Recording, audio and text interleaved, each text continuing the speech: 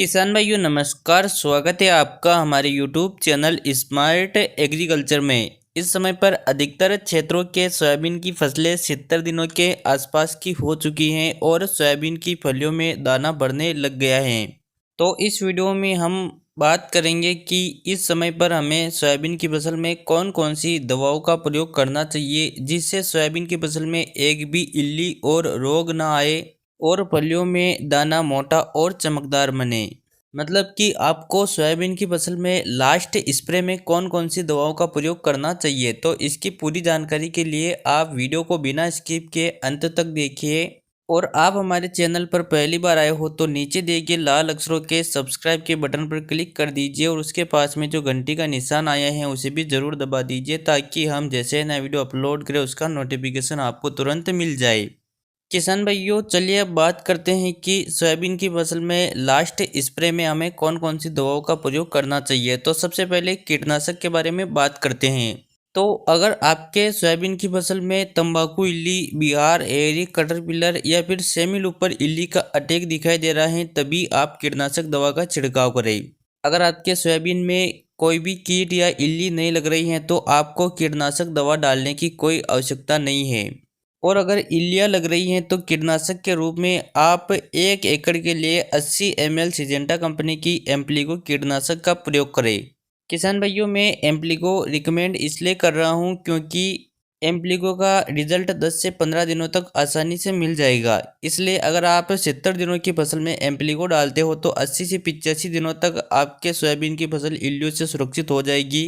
और फिर 85 दिनों के लगभग 10 दिनों के बाद मतलब कि 90 से 95 दिनों में सोयाबीन की फसल कट जाएगी। इसलिए इस समय के लिए एम्प्लीगो सबसे बेस्ट कीटनाशक है।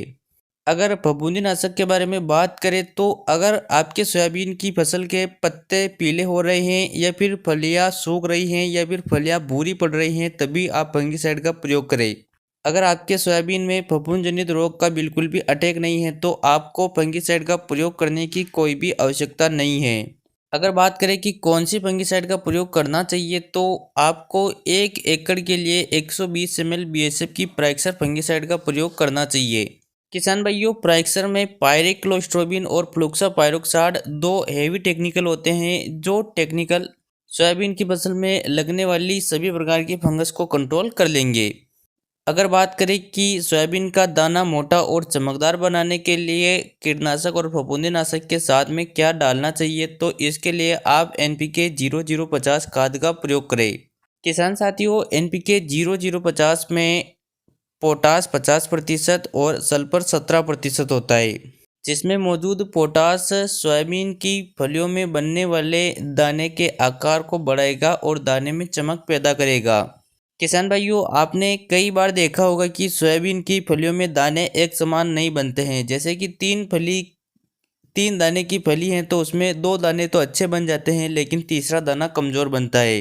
तो यह पोटाश की कमी के कारण होता है। इसलिए अगर आप अपने सोयाबीन की फसल में NPK 0050 खाद का प्रयोग करते हो तो उससे आपके सोयाबीन की फलियों में दाना मोटा और चमकदार बनेगा।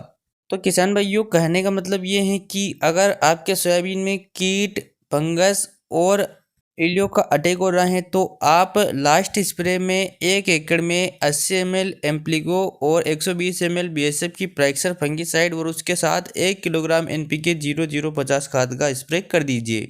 तो इस वीडियो में बस इतना ही। इस समय पर आपके सोयाबीन की फसल कितने दिनों की हो चुकी है, क्या आपने अपने सोयाबीन में लास्ट स्प्रे कर दिया है, कमेंट करके अवश्य बताइए। चलिए मिलते हैं अगले वीडियो में। जय जवान जय किसान।